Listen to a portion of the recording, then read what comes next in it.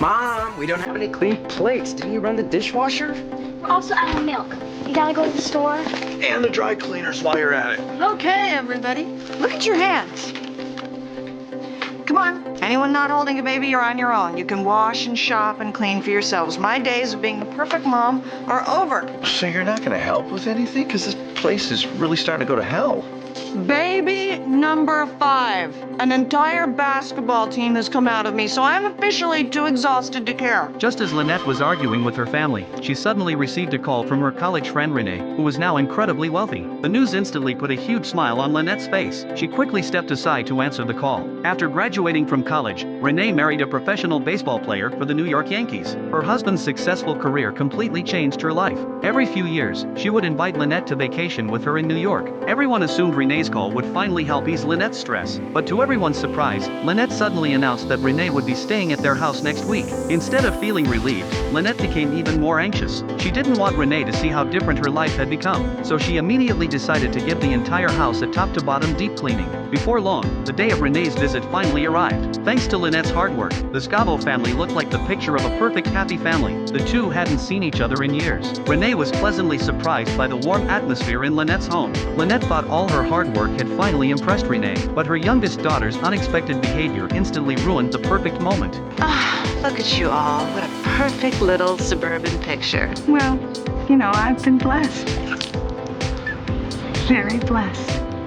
From that point on, everything happened exactly the way Lynette had expected. Renee hadn't changed at all over the years. She still loved showing off her glamorous lifestyle. Right in front of the kids, she kept complaining about how exhausting it was to live in such a huge house. As the wife of a Yankees star, her glamorous life fascinated the children. When they found out she hadn't booked a hotel yet, they immediately invited her to stay with them. Oh, why don't you stay with us? Oh, I'm sure Renee wouldn't want I would love to. Are you sure? Because 5 kids. It gets stickier. Oh, I don't mind. It'd be fun. I've got a lot of catching up to do with my old friend. All right. Well, I guess I could set you up on the sleeper sofa. Sleeper sofa. Ooh, look at me. I'm one of the ants. The very next morning, Lynette invited all the neighbors over to welcome Renee. Renee was thrilled by the gathering. After learning that Renee had been Lynette's college roommate, Susan eagerly asked her to share some stories from their college days. The topic immediately caught Renee's attention. She happily shared all of Lynette's funniest and most embarrassing college stories. She also said that everyone back then believed Lynette would become a CEO after graduation, but no one expected her comments to immediately turn into an argument between the two friends. Hang on a second. What was that? Well, it's just that I think our college friends would be surprised to see how you ended up.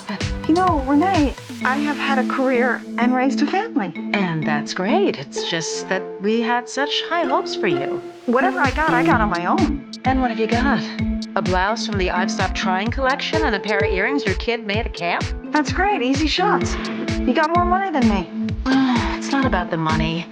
Lynette, I knew never would have settled for this. You were adventurous. You backpacked through Croatia. You jumped on stage at a Springsteen concert. It's just hard for me to reconcile this suburban housewife with the girl who had a threesome with 2 of the guys from the rugby team.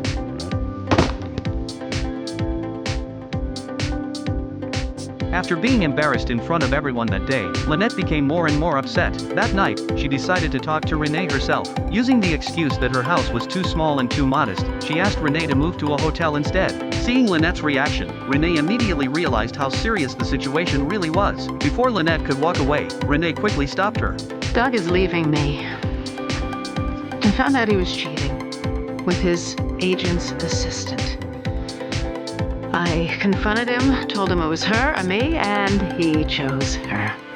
I threw some things in a bag and took off. I didn't have a plan, I just needed to get out of there, and I couldn't think of anywhere else to go.